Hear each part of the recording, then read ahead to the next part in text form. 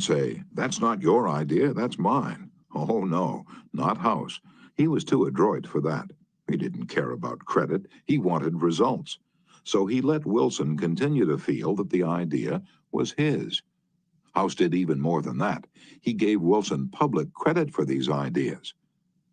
Let's remember that everyone we come in contact with is just as human as Woodrow Wilson. So let's use Colonel House's technique. A man in the beautiful Canadian province of New Brunswick used this technique on me and won my patronage. I was planning at the time to do some fishing and canoeing in New Brunswick, so I wrote the Tourist Bureau for information. Evidently, my name and address were put on a mailing list, for I was immediately overwhelmed with scores of letters and booklets and printed testimonials from camps and guides. I was bewildered. I didn't know which to choose. Then, one camp owner did a clever thing.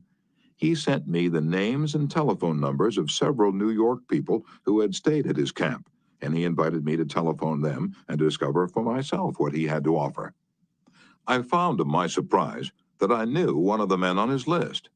I telephoned him, found out what his experience had been, and then wired the camp the date of my arrival.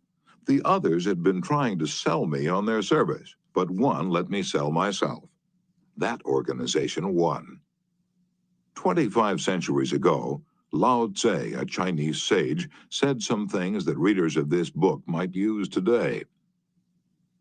The reason why rivers and seas receive the homage of 100 mountain streams is that they keep below them. Thus they are able to reign over all the mountain streams. So the sage, wishing to be above men, putteth himself below them. Wishing to be before them, he putteth himself behind them. Thus, though his place be above men, they do not feel his weight. Though his place be before them, they do not count it an injury. Principle 7. Let the other person feel that the idea is his or hers. Chapter 8. A formula that will work wonders for you.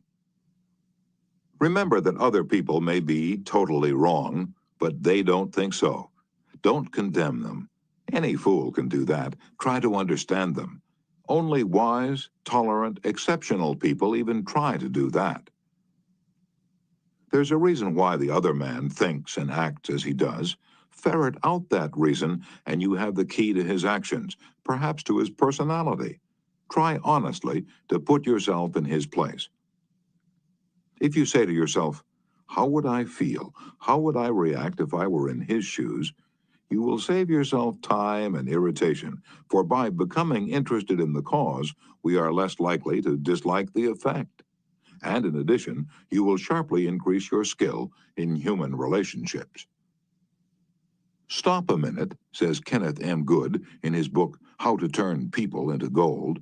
Stop a minute to contrast your keen interest in your own affairs with your mild concern about anything else. Realize then that everybody else in the world feels exactly the same way. Then, along with Lincoln and Roosevelt, you will have grasped the only solid foundation for interpersonal relationships. Namely, that success in dealing with people depends on a sympathetic grasp of the other person's viewpoint. Sam Douglas of Hempstead, New York, used to tell his wife that she spent too much time working on their lawn, pulling weeds, fertilizing, cutting the grass twice a week when the lawn didn't look any better than it had when they moved into their home 4 years earlier. Naturally, she was distressed by his remarks, and each time he made such remarks, the balance of the evening was ruined. After taking our course, Mr. Douglas realized how foolish he'd been all those years. It never occurred to him that she enjoyed doing that work, and she might really appreciate a compliment on her diligence. One evening after dinner, his wife said she wanted to pull some weeds and invited him to keep her company. He first declined, but then thought better of it and went out after her and began to help her pull weeds. She was visibly pleased, and together they spent an hour in hard work and pleasant conversation.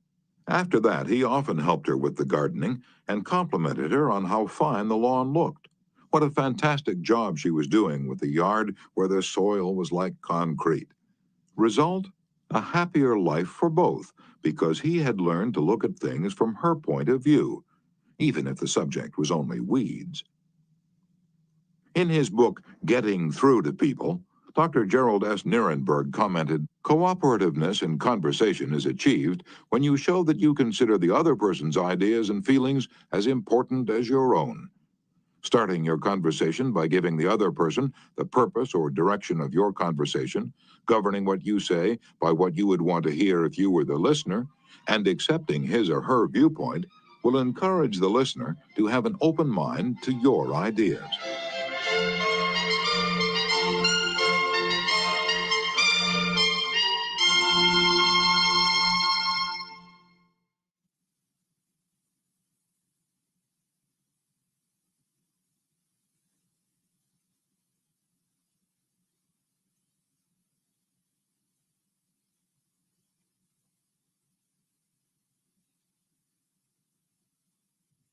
I have always enjoyed walking and riding in a park near my home.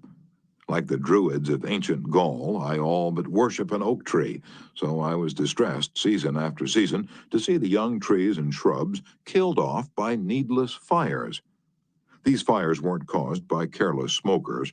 They were almost all caused by youngsters who went out to the park to go native and cook a frankfurter or an egg under the trees. Sometimes these fires raged so fiercely that the fire department had to be called out to fight the conflagration. There was a sign on the edge of the park saying that anyone who started a fire was liable to fine and imprisonment, but the sign stood in an unfrequented part of the park, and few of the culprits ever saw it. A mounted policeman was supposed to look after the park, but he didn't take his duties too seriously, and the fires continued to spread season after season. On one occasion, I rushed up to a policeman and told him about a fire rapidly spreading through the park and wanted him to notify the fire department. And he nonchalantly replied that it was none of his business because it wasn't in his precinct. I was desperate. So after that, when I went riding, I acted as a self-appointed committee of one to protect the public domain. In the beginning, I'm afraid I didn't even attempt to see the other people's point of view.